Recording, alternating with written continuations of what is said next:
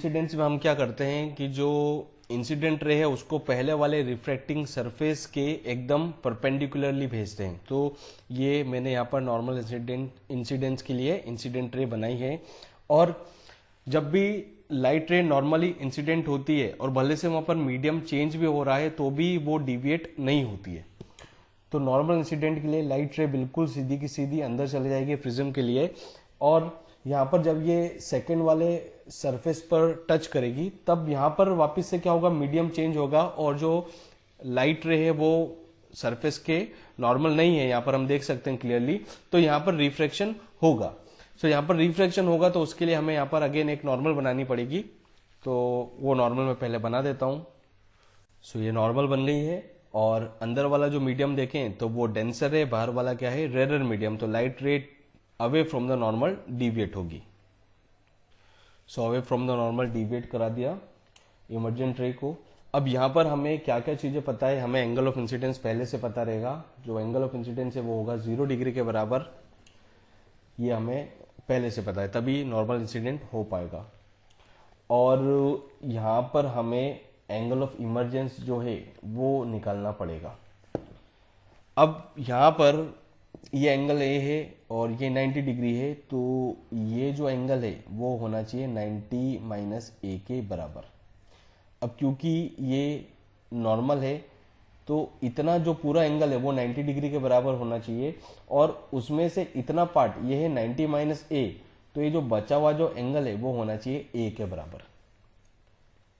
अब second surface पे refraction हो रहा है, वहां पर स्नेल्स लॉ लगा के हम यहाँ पर कंडीशन निकाल सकते हैं कि इमर्जेंट रे का जो एंगल है नॉर्मल के साथ में वो कितना होगा। सो प्रिज्म का जो रिफ्रैक्टिव इंडेक्स है वो है म्यू के बराबर, और यहाँ पर हम स्नेल्स लॉ यूज करेंगे जो कि होता है sine i by sine r equals to mu two by mu one.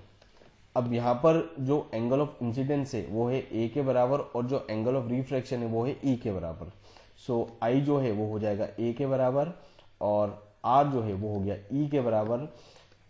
Second medium का जो रिफ्रैक्टिव इंडेक्स है वो है एयर, हमने एयर कंसिडर करी है प्रिज्म के बाहर, तो उसका रिफ्रैक्टिव इंडेक्स हुआ 1, और फर्स्ट मीडियम होगा उसका रिफ्रैक्टिव इंडेक्स म्यू के बराबर जो कि है प्रिज्म का रिफ्रैक्टिव इंडेक्स। ये सारी वैल्यूज हम यहाँ पर पुट कर दें। So sine A by sine E equals to 1 by mu, और यहाँ से हम लिख सकते हैं sine E is equals to mu into sine of A, और इमर्जेंट रे का जो एंगल है वो बराबर हो जाएगा sine inverse of mu sine A के बराबर। सो ये इमर्जेंट एंगल को निकालने के लिए फॉर्मूला यहाँ पर डिराइव हो गया। और डिविएशन नॉर्मल इंसिडेंस के लिए कितना होगा तो उसके लिए हम ये इक्वेशन यूज कर सकते हैं।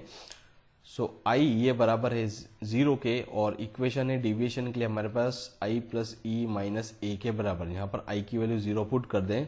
सो जो डिविएशन है वो हो जाएगा ई माइनस ए के बराबर, और डिविएशन के लिए फॉर्मूला हो जाएगा ई की वैल्यू हम सब्स्टिट्यूट कर दें तो sine inverse of mu sine A minus A. इस फॉर्मूले से आप नॉर्मल इंसिडेंस के लिए एंगल ऑफ डिविएशन कैलकुलेट कर सकते हैं, और ये जो फॉर्मूला है इससे आप एंगल ऑफ इमर्जेंस कैलकुलेट कर सकते हैं। तो यहाँ पर दोनों ही में ही आपको म्यू और ए ये दोनों अगर आपको पता है तो आप इमर्जेंट एंगल भी कैलकुलेट कर पाएंगे और डिविएशन भी कैलकुलेट कर पाएंगे। तो ये तो हो गया नॉर्मल इंसिडेंस।